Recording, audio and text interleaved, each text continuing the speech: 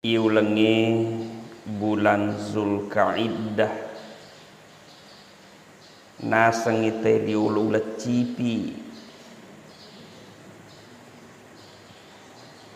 alasanna nasang ulat cipi nasabak pertama na cipi dua katubah, yang kedua irote riolo kanadapi Zulkaidah na cipi-cipiran ni tiga rokna. Ia biasa manriak bali bolu bali lure mani mage na sabak melo parakai duina na melo makaroba na rekosul hijai